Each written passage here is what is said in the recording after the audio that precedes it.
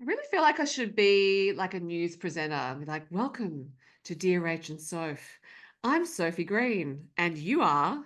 I'm Rachael Johns, and I did want to be a news presenter for much of my high school years. I had no idea about that when I said. Yes, unfortunately, this is a funny story because I wanted to be the newsreader for Channel 7, specifically in Oh, Perth. okay. That is quite specific. Not probably early high school, late primary school. And the newsreader then, like, was Susanna Carr, and the newsreader now is still Susanna Carr. And Oh, I reckon she was, late 30s, early 40s. Sorry, Susanna, if I'm getting it wrong here, when I wanted her job. And so I'm really glad that I gave up on that, because I think as mm. hard as it is to become a writer, like, and to be, what I mean by become a writer, as hard as it is to become a writer who is, this is your career and you make your living from this, it would probably have been a lot harder to become the newsreader for Channel 7 Perth. So Well, I think, yes, yeah. teenage Rachel's dreams were destined to fail because clearly Susanna Carr's got a lock on that job. Yeah. And And I think by the time she finishes, I'll be too old and someone young will like. Plus, I have none of the training now, so I'm I intrigued just that gave she's up. been in the job that long, though. That's pretty good. I know. And the guy she reads with, Rick Arden, has also been almost that long, I think, as well. So they're like an iconic duo. They must be a ratings winner if they're kept in their jobs like that. Must be. I don't watch the news, so I don't know. Someone must, and we have actually digressed far from our intended path, Rach. True. How's your week been? Well, Look, we talked a couple of nights ago, but since then, I mean, what have you been up to? quite a lot's happened in a short space of time Oh, because we're talking on a Saturday. Yesterday, Friday, I got an email in the morning from YouTube on my country music email address saying that my Sunburnt Country Music channel had been permanently removed oh, for violating community guidelines for being either spam or scam or deceptive conduct. Now, my goodness. Did you cry?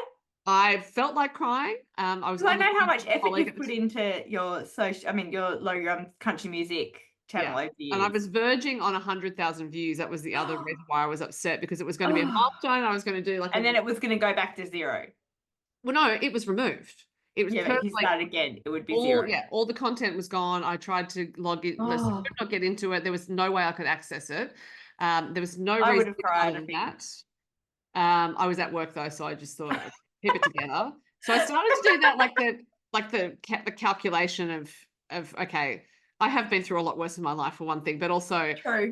it's like okay, I still have the podcast with the audio of all those Hmm. interviews. I still have some video on Facebook and Instagram. So look, it's not ideal, but I can manage. But I did appeal obviously because there was Oh, no yeah.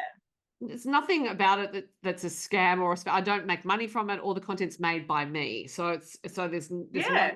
copyright violation stuff on there or anything. Yeah, that's I weird. make playlists out of videos that are on YouTube, but it also recalled a time when I was banned from Spotify for so-called copyright violation, even though I was using music that was on Spotify to make playlists. And then I found out that people report their rivals in inverted commas to Oh, Spotify to get them banned, to get them out of the way, and Spotify doesn't investigate the oh complaint. my They just ban gosh. the account. Oh So dear. that happened to me, and then eventually Spotify So do restored you my think, account. who was your rival? Like Well, in another this case, it podcast? seems like YouTube might have actually stuffed up because there was a thing on their community guidelines page saying that they are aware that some accounts were being incorrectly flagged for Hmm. being spam.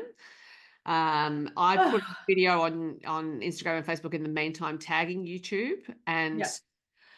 strangely enough, the channel was restored. So, Oh, thank goodness.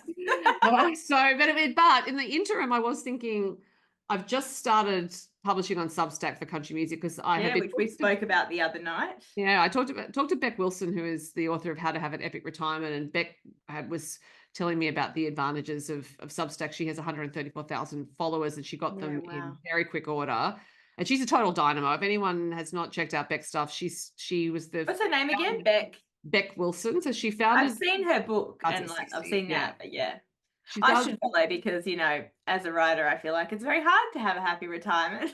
Because Yeah, because it made me we cry. actually did an episode about retiring as writers. So yeah. Yeah. So she started the community starts at 60 and she's now no Oh longer yeah, I know attached that. to that, but she's got this epic retirement community. She's got columns and podcast and So anyway, she loves Substack, and she said because you can therefore have direct contact with readers, and so if anything happens to your social media channels, Yeah. you can rely on that. And you said about your Substack the other day that you like it because it's a combination of blogging and social media. And there was one And other newsletter. newsletter. That's it. Yeah. So anyway, I was thinking, okay, well, at least I've started this Substack. I'm now even more determined to publish things to the Substack in addition to the other channels. But and I do have the website, but that's the least visited channel I have. Yeah. Wow. So anyway, it just reminded me that when you are the product, when you don't pay for the product, you are the product. What frustrates me also about YouTube is that I would pay them to host these videos. Yeah, but There's no option to do so. well, that's what now you got me thinking, because like obviously people keep saying that Substack is, better than social media or whatever because you own your list and you can take it over. You can take it with you. You can download it. Actually, I think I was listening to someone on the podcast about this saying that you should regularly download your list because then you do have those emails.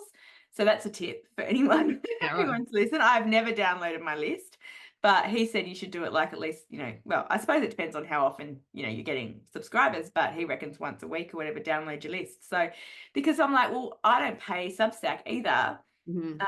But people can pay, if I set up the pledging system or the subscription system. So I guess, I just feel like the only thing we really own is our content. And so it's a reminder to kind of, like if it's not your book, obviously you've got, but if it's other content, of like save it somewhere else as well, I guess is on these platforms. But that's hard when you've got so much, when it takes up so much room.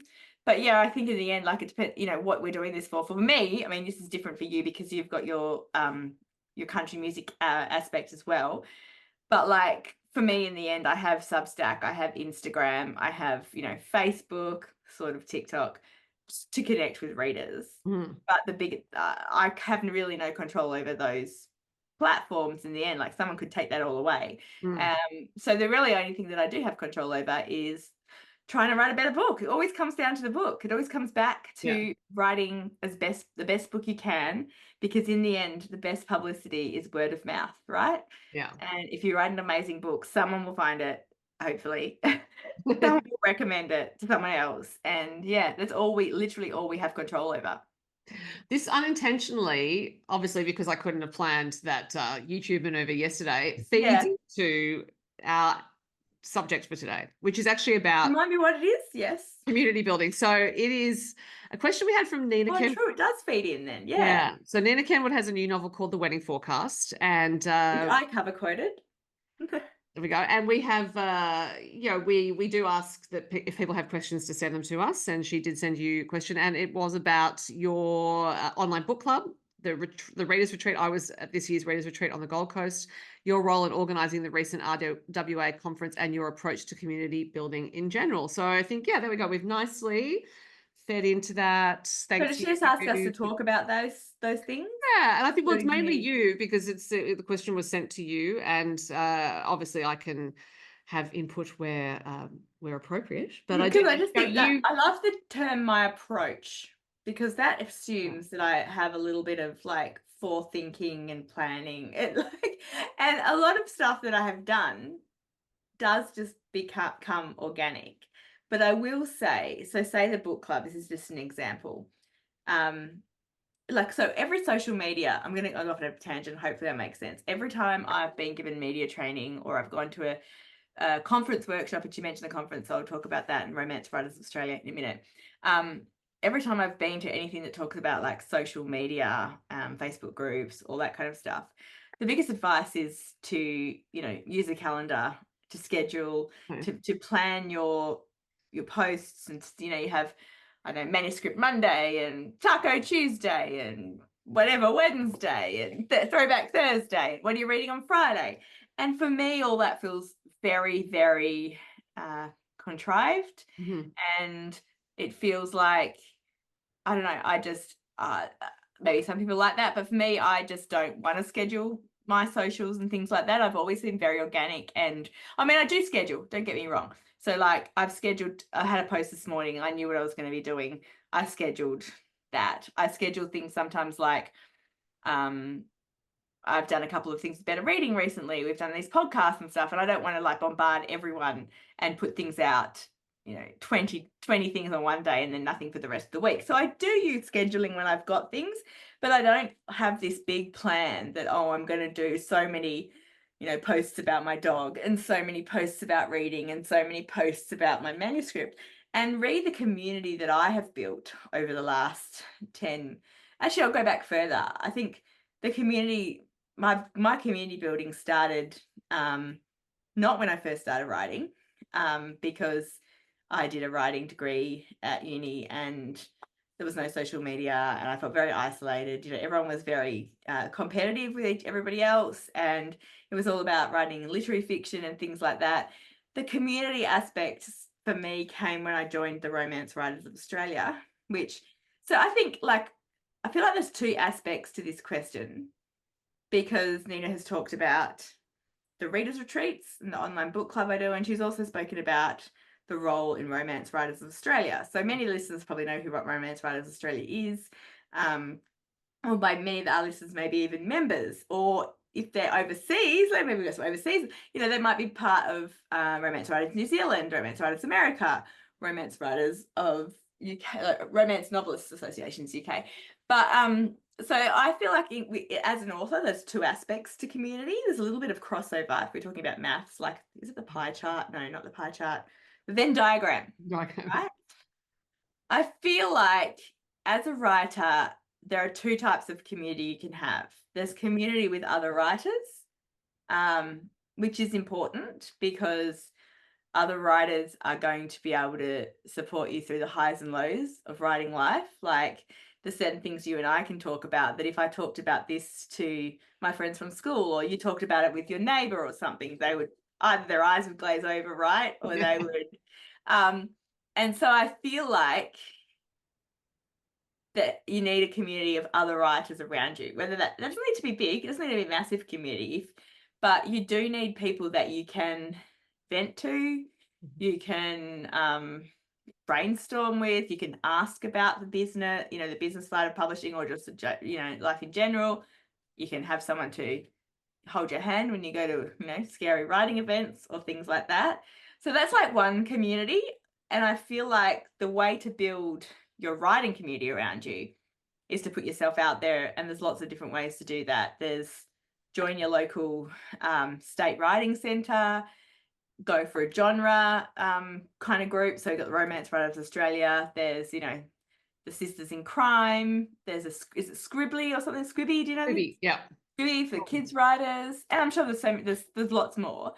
Or, so yeah, like local state-based writers groups but saying that, I would say make sure, sorry, I'm going all over the place. I'm just thinking, there's a lot of small writing groups for the communities, and that's fine. But work out what you want out of your writing, because you probably want to be with writers who want similar things. If that's like, do you know what I mean? Well, yeah, except my advice is often, if you're going to be in a writing group, is actually to pick writers who are in different genres, so they don't tell you I love they that. would do things. But I meant like, there's hobbyists, there's people who just want to write their memoir. Oh, I get what you mean. There's people who are happy to, just enjoy their writing. There's other people who really want to make this their career and they're, super driven.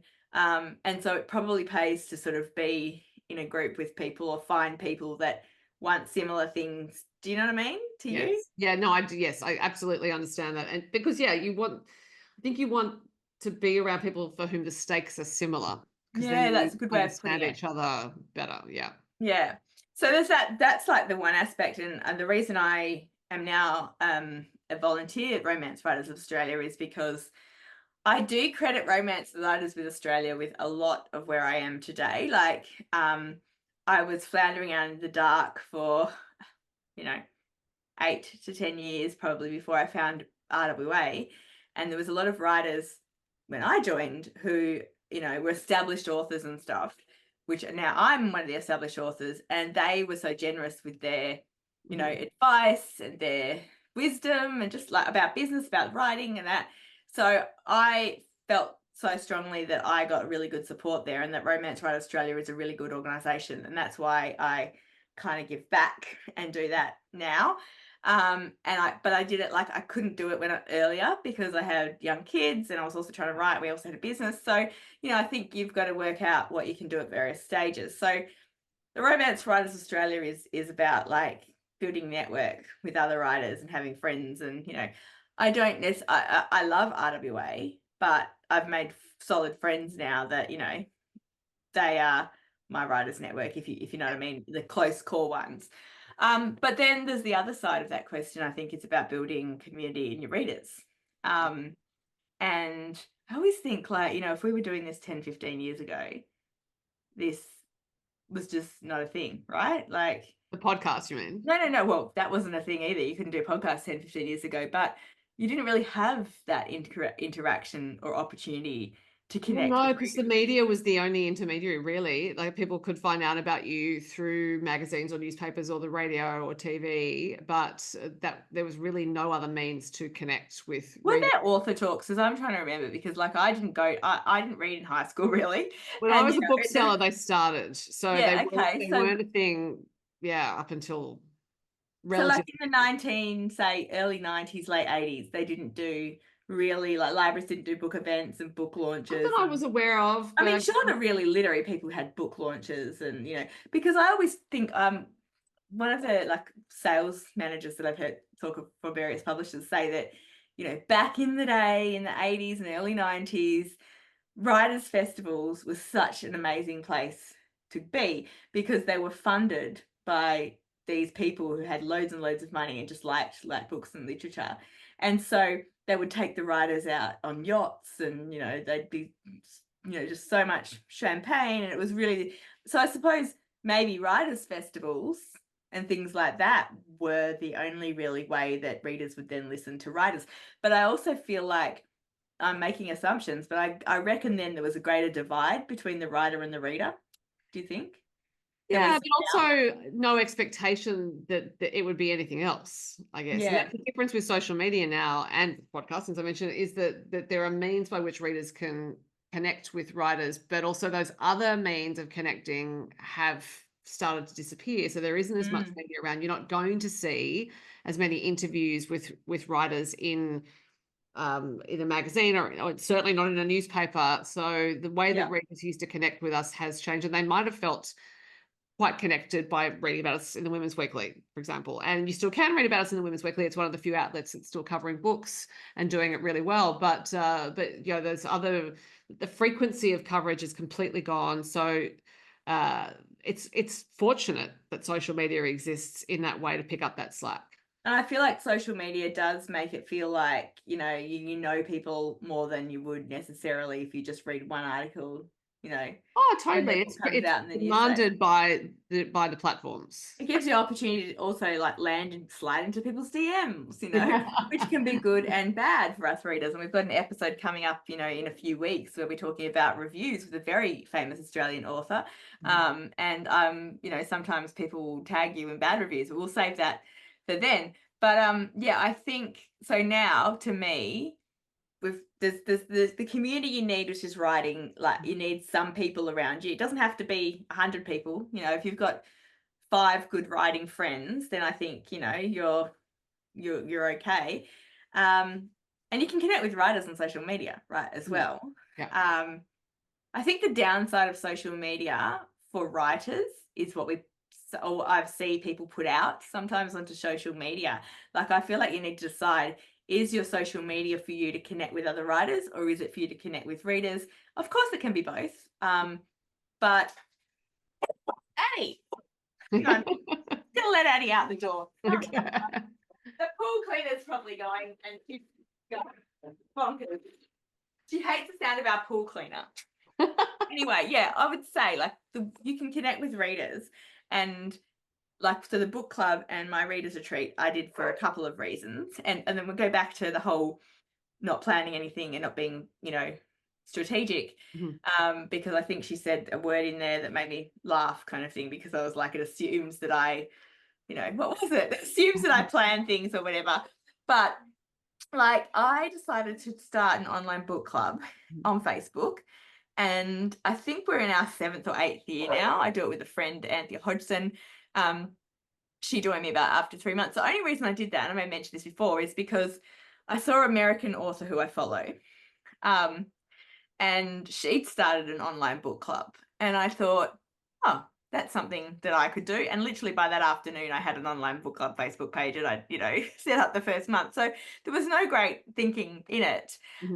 But one of the reasons I did it was because years and years ago, I lived in a small country town and there was lots of book clubs around, but I was never invited to one. And I really longed to be in a book club, to be able to discuss, books that I love, hated, etc., with other people who like books. And I figured, well, and by the time I started my book club, I had been invited to a book club in a new town. But like, I decided that there might be other people out there like me who wanted to discuss books and reading, but didn't have that, group of people face to face. So I just started it. But yeah, I think the thing is with community and stuff and building all those things, you need to always ask yourself, and I'm saying this in hindsight now because, but you need to ask yourself, why are you doing these things? Like, why are you starting a group for readers? Why are you joining a writers group? Why are you connecting, like posting on social media? Because actually, I watched a really good TED talk last week, the Romance Writers of Australia, and it was about work out your why, and how that should come into everything. And I really think that plays into building community. Like, why do you want to build community? Yeah. Do you want to build community because you think that's your quick way to sell more books? Do you want to build community because you think it's, like important that people can have a place to discuss books? Do you want to build community because you like talking to other, readers kind of thing? And I think from what I'm seeing, a lot of people, their motivation is to make more money and to sell more books. And obviously we've said this before, I think in our podcast about ambition and stuff, no one's going to, we're not going to turn down making more money. We're not going to turn down selling more books. This is capitalism, baby. Yeah, exactly. But in the end, like there's other ways we could probably, make money or whatever, like if we really, and so the reason for you to be on social media and to be connecting with readers has to be because you love kind of what you're doing and you believe in the work. And I think it all comes back down to the work. And like wanting to give the best product out there. And I'll be honest, having readers you're close to and stuff, it's lovely because they will, they become like your cheer squad, and you can't trust your family always to say, what, like if you give your mum a book or whatever, she'll be like, oh, that's lovely, dear, like well done, and your writing friends look at things like that.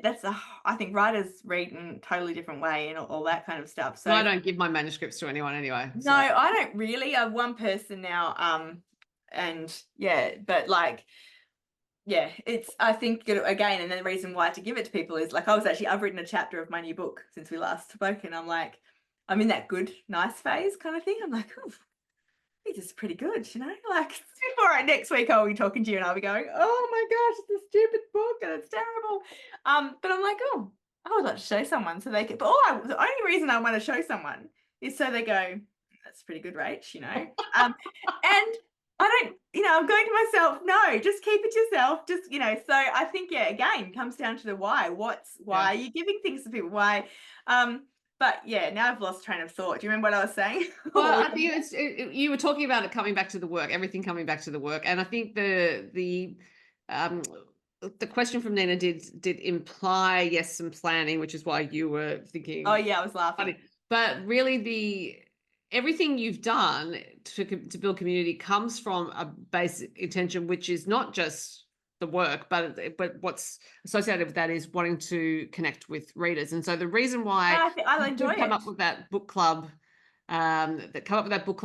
in a day was actually you already had within you the desire to connect with other readers, because what you were talking about was not a writing club, It was a reading club. No, and actually that's a very good point, Soph, it's a little bit of a side maybe, but when Nina asked about building community, and again, as I said, there's two communities. I see so many writers, and there's nothing wrong with this, but so many writers, especially on Substack, which is one of the reasons I resisted Substack for a while. So many writers are kind of marketing or building community with other writers. Right. Rather than, and there's nothing wrong with that. I said, I like, it's great having writer friends, and I love reading things about people's process but are those people, sometimes I wonder, are the people that are writing this, what is their why? Like, because I think deep down, the reason a lot of people write about this stuff is because they do want to build their readership. They want to grow their community, right?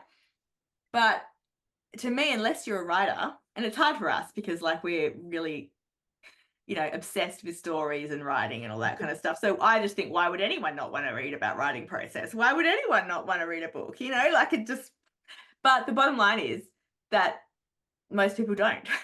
And, most people, if they're readers, then the majority of readers are not necessarily interested in the how the book is. Some are, but they're they just want a good story, right? Yeah, and it's our job to give it to them. Yeah. So I see a lot on social media, writers putting stuff out there for other writers.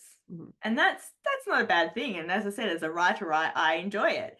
But if you want to build a community with readers, I think you really need to pivot in not making writers your target audience on your social media or in your Substack or in your groups or whatever. Make readers your target audience. But here's the tough love part of it. You actually have to care about them first. True. Because I'm not convinced that all writers do care about readers or think about them at all. I do think, and I think we discussed and maybe that's why so many write about writing. Yeah, I think that we discussed this in the ambition channel. It's like your ambition may be to have your ego satisfied by people telling you you're a genius.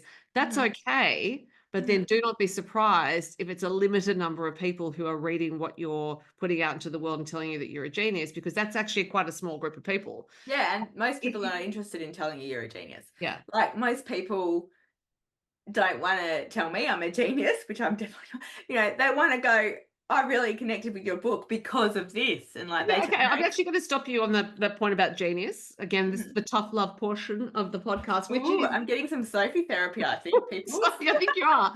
Because the definition of genius is really gendered, really Western, and really patriarchal.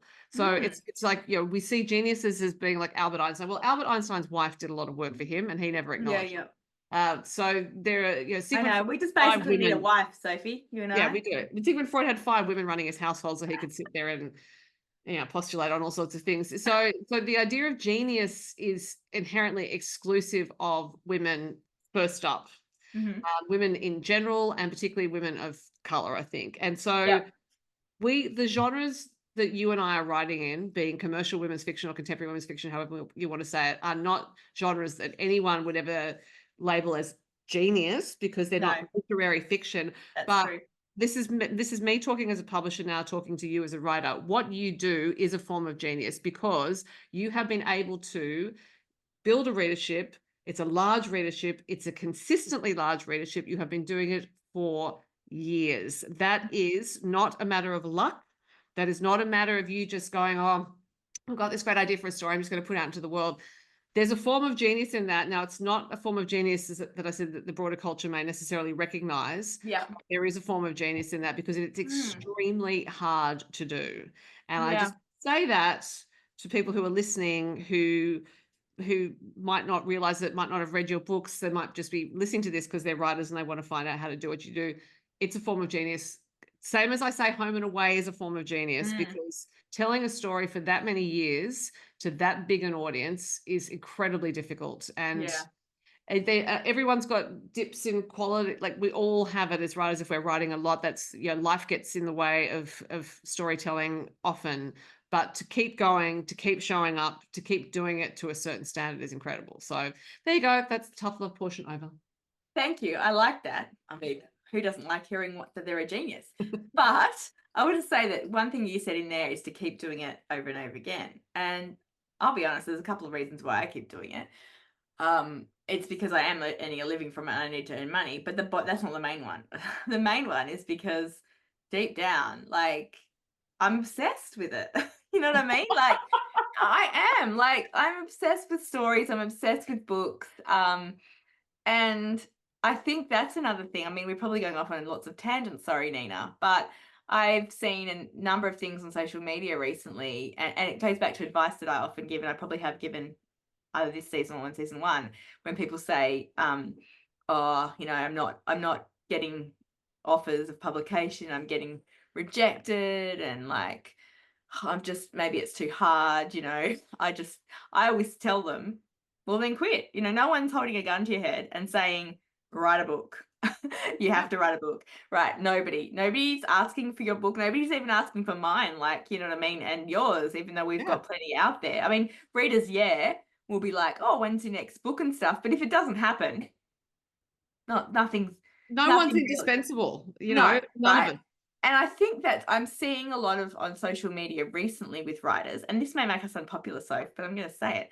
I'm seeing people go, well, it's me, my sales are not good, or, you know, I didn't win this prize, or I didn't get, you know, a review in the best newspaper, or my book didn't get picked on this, you know, top 50 books of summer or something. And I feel like you can't allow all that external validation to be your motivator.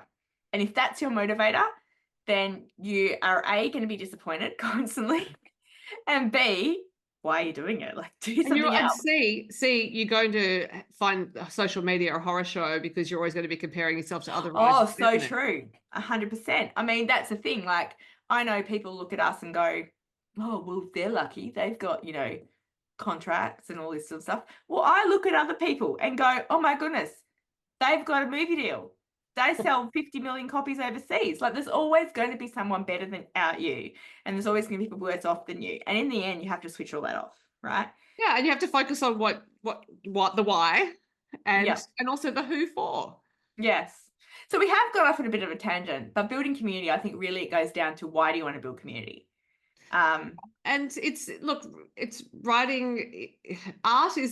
Making art is the privilege of not having to worry about the basics of life, you know, like in a country or a society or a community where you do not have enough clothing or heat or running water, nobody cares. Food.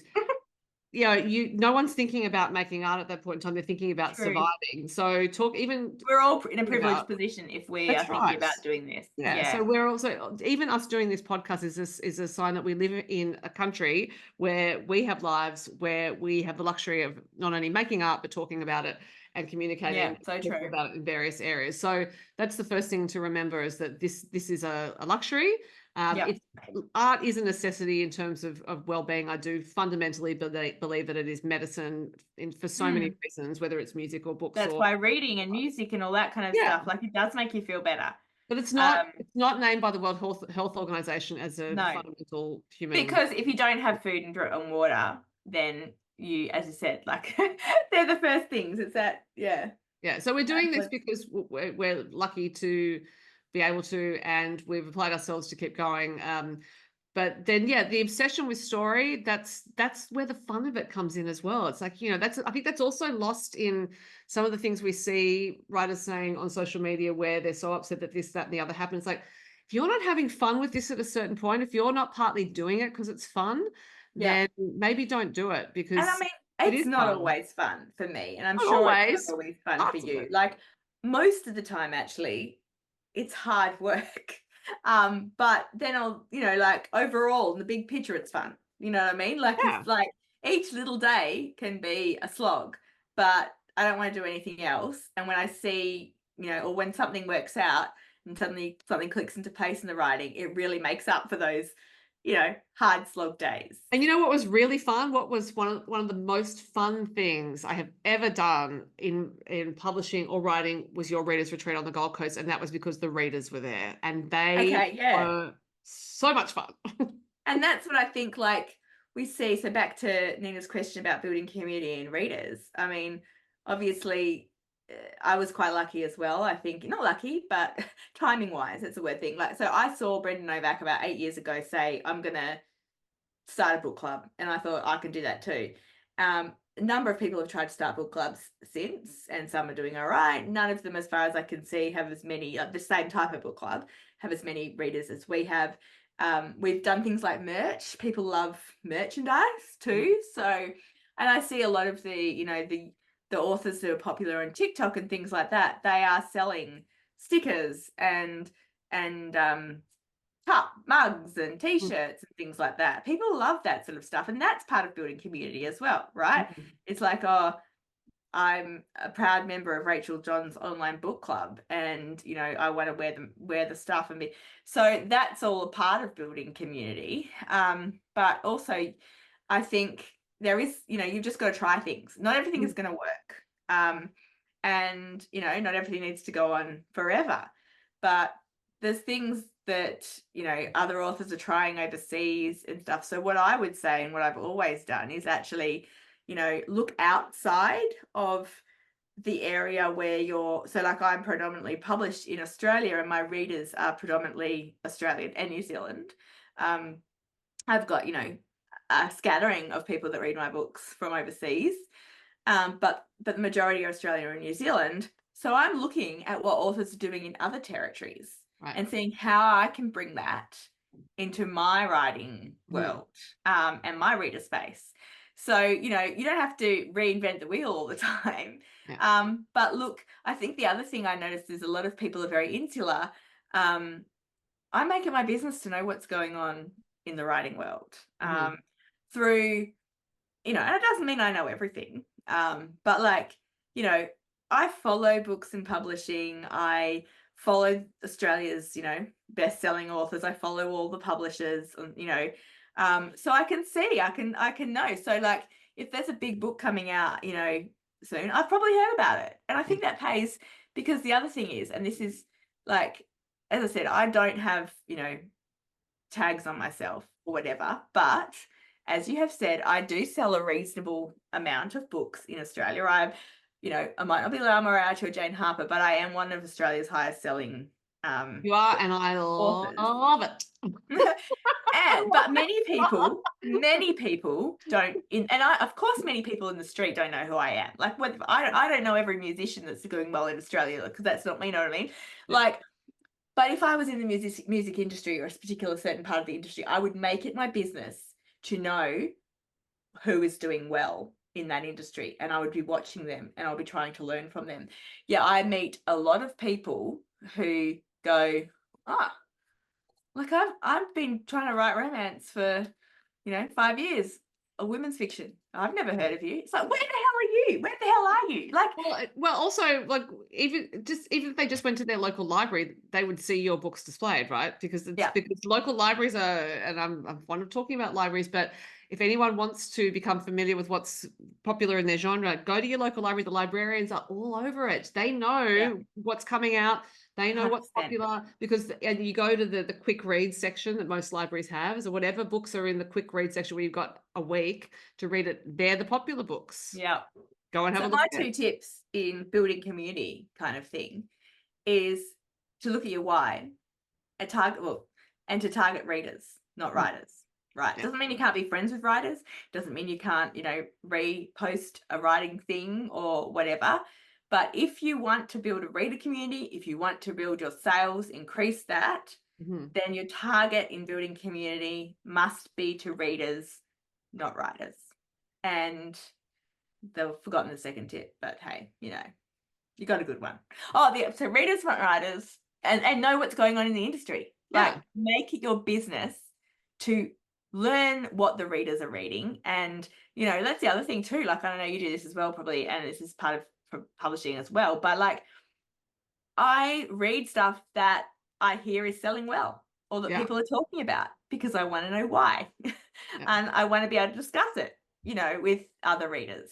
So they're my big 2 tips for building community. Focus on readers and make yourself aware of what's going on in the world that you want to build community in. Mhm. Now, on the subject of community, I'm going to bring in a question that we had from another listener who wished to remain anonymous, because I do think there's an element of community that we could talk about in our answers to Okay. her. This is a heavy question, and it was heavy. You and I discussed it being heavy when I sent it to Oh, you. I think I know what one it Reader is. Yeah. said, "How do you cope with a non-supportive spouse? One Mm. who won't read some or all of your work, or is envious of any minor success you're having?" And I think. Um, yeah, I'm not going to make a comment about the relationship itself, but finding a community in this case, actually, of other writers Can might be help having the helpful. non-supportive spouse. Yeah, but and I'm guessing that the person who sent us this question is at a beginning stage, because it just the way this sent. Although then sometimes when people get, to a particular point in their career and they get success, that can have a strain on relationships. Like, you know what I mean? It Because can. while something is a hobby, it's like, okay, that's just your little thing. But once something becomes, you do have, like, I just think of some big name authors who, their whole lives have changed. And obviously they've had partners who have been there, and maybe the partner's job was the most important in that sort of partnership, or the most earning money as well. And then suddenly a writer has mammoth success. Like, I'm thinking, Colleen Hoover type success, Yeah. Rebecca Yarros type success. That can make or break marriages and relationships, I think, because suddenly there's a lot of other, they may have a lot of money coming in, but the partner is now, I've got to go and do this, I've got to do this. You have to pick up the slack kind of at Well, it's home. also just a threat to the ego. I think we're talking about Yep. heterosexual relationships here. I mean, interestingly, and somewhat sadly, I remember when I was doing my yoga teacher training quite a long time ago, that there was a much older teacher who was one of the training group, and she'd been teaching through the 70s and 80s when yoga was first coming into Australia. Mm-hmm. And she had seen over that time, and she said to us, you need to be aware with the students in your class that if you have a woman who comes to your class and she's a beginner, and she Yep. starts to practice regularly and she starts to love it and she starts to change, her marriage will likely end, Wow. because her husband will not like it, will not like Yeah. that she's become this person who is strong within herself, is starting to work out what she wants. And I've always remembered it, because That's that's really interesting. And I unintended think consequence of practicing yoga. But I think it's not unrelated. If you're engaged in a creative practice and you're finding who you are through this practice, you're gaining strength, you're starting to set your boundaries around what's important to you, the writing is important, then I not everyone's going to be along for that ride. I do know a number of authors, ones that most people listening would know too, and I'm not going to mention names, whose marriages have broken up because, well, that's the thing, like, but they would say because of the writing, because their, partner was not supportive, their partner didn't like them, suddenly, having more power in the relationship financially and also different things.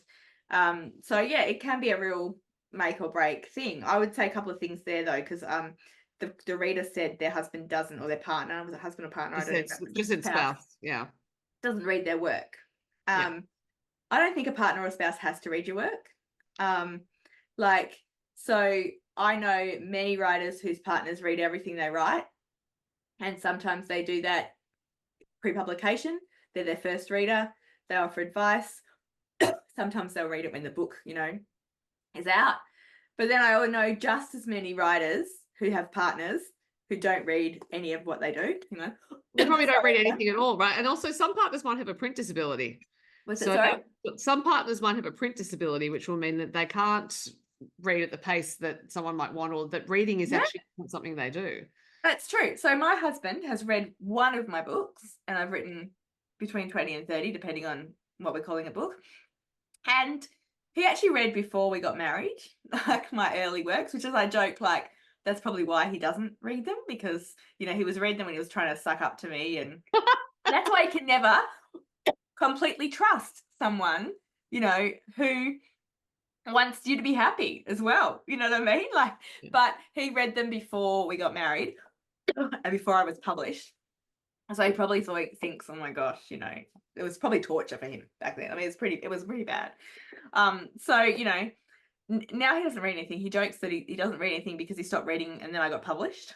So, it must be him being a curse, but let's face it, that's just a man excuse. But he's listened to one. He listened to an audiobook of mine, The Patterson Girls, years and years ago. I don't mind that he doesn't read my books, because he does read and he does listen to books, but he doesn't read in my genre. Like that, it's just, so I don't need, maybe you could go back to, I don't need the ego thing that he reads my books. I have been lucky, and it goes on and off, I think, if we're being honest. Like relationships, I've been married for over 20 years. Obviously, there's times where probably he's been more supportive and other times where he hasn't. And that's often, I guess, what's going anyone on. who's listening, I'm just going to point out that I believe Rach has inhaled some water is what's going on. Yeah, I'm not sick.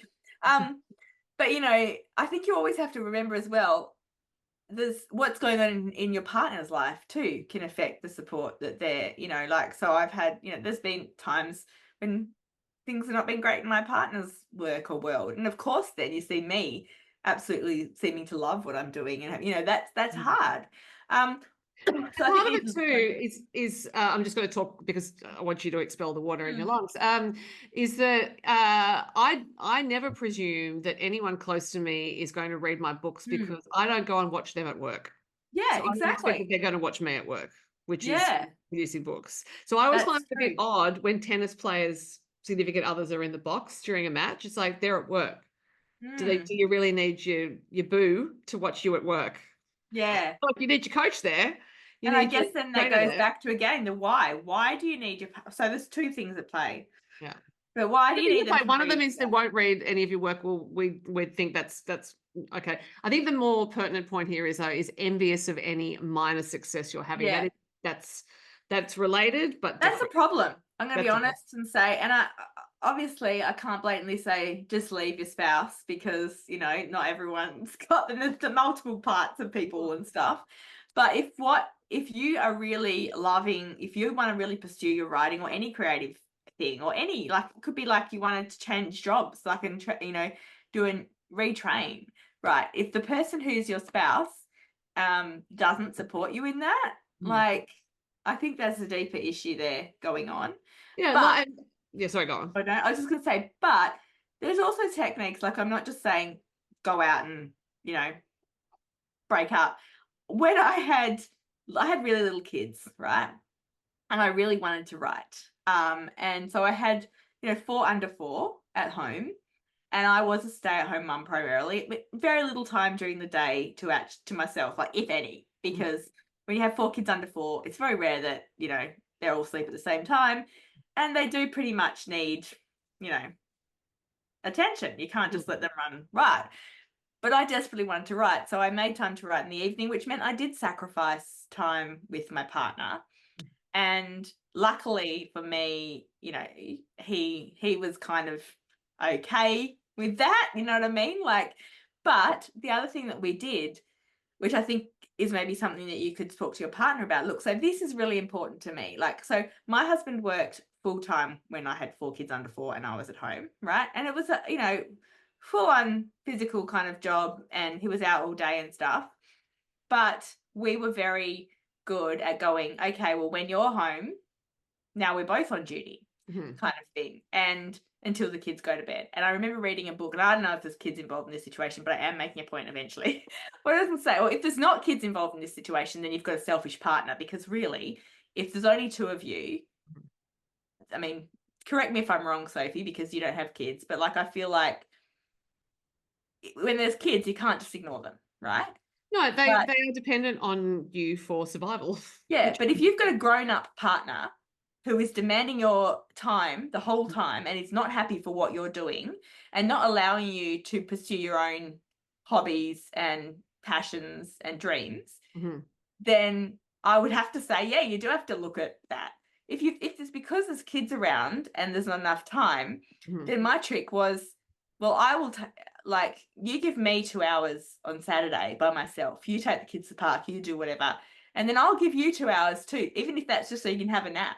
Yeah. You know what I mean? Or you can watch a movie without people climbing all over you. So I think there are, like, there's so many things. This is a huge question as well, I guess, in it's a way. It's a huge question. And fundamentally, though, what I would say to this writer is you have to love yourself most of all, which goes against all the programming that girls and women are given, which is, love everyone else more than you, like sacrifice yourself to everyone else. It's like, if you do not love yourself more than anyone, you're not training someone else how to love you. And Yeah. you do have to put yourself first, because that's the only way you're going to get the life you want. And Yeah, that's true. that And you does want to not regret mean it down the track. Like Sorry. if someone's not respecting something that you really, really, really want to do, as I said, I'm not saying leave this person, but you need to have some big conversations. Well, and start by really establishing within yourself what you want, who you are, and take the time to stop and go, do I love myself enough to go for what I want? And if I don't love myself enough, that's a separate but related issue, and I need to deal with that so that I can then work out what is best for me. Because if you are very clear about how much you regard yourself, you will then do what is best for you.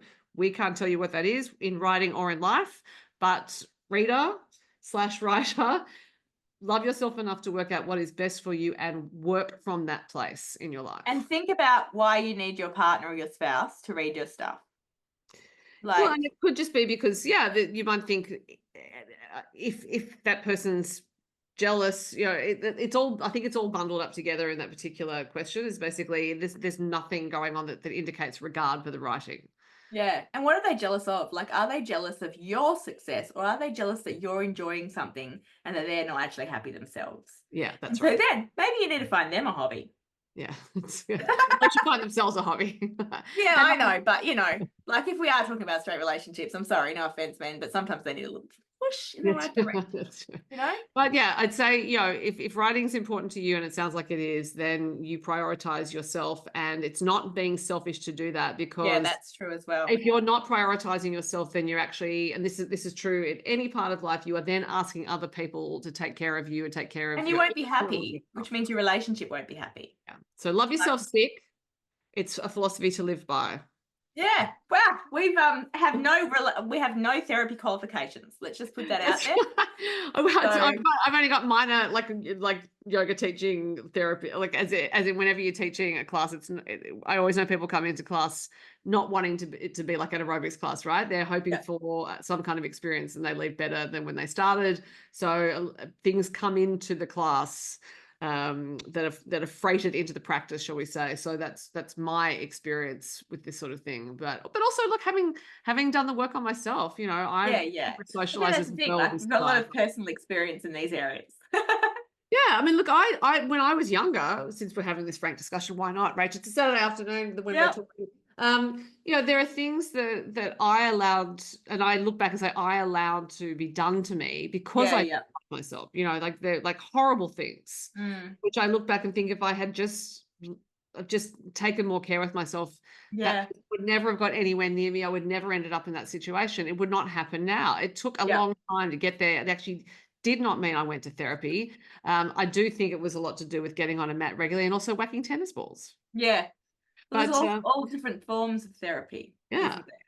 Yeah. But it's work we all have to do, I think, in order to have lives that we're happy to wake up to every single day, even when they're hard, even when circumstances are challenging. There is, as I like to say, there are moments of grace that can be found pretty much every day.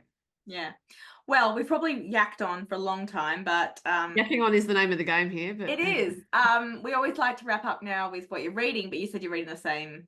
Well, because we don't I can't remember. Literally, we recorded 2 days ago, and I'm still reading the same things too, because like I haven't actually finished a book in weeks because I just keep reading bits and pieces of books. I'm in a weird and I've got short stories which I need to mark for Great Best Australian Yarn, and I've got a few books to read for cover quotes, and I really should be doing them.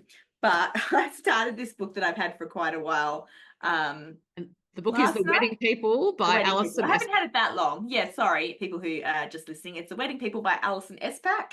I've listened to a couple of podcasts with her. It's a really cool premise.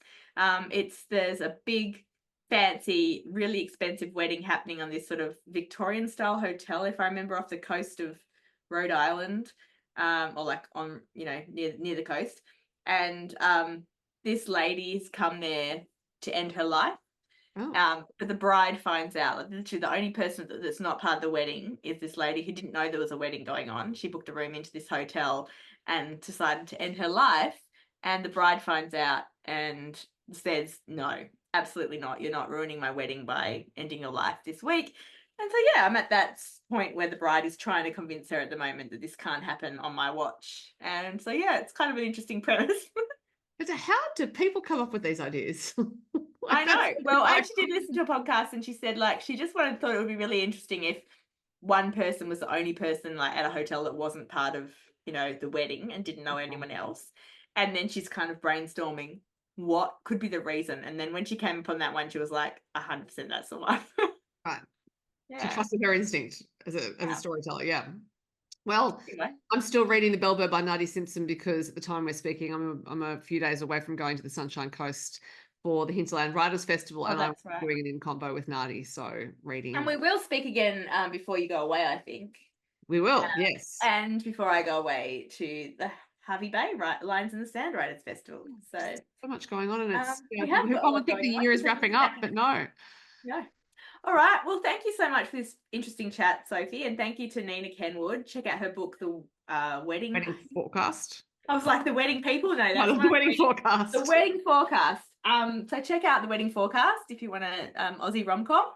And thanks for the question, and also big hugs to our other listener with that question, because that is a hard thing to go through. And be kind to yourself. Yeah, that absolutely. Be kind to yourself. And if you have any follow-up question you want to send us, please do. And listeners/watchers, we'll see you again. Yep. Send us your questions. Bye.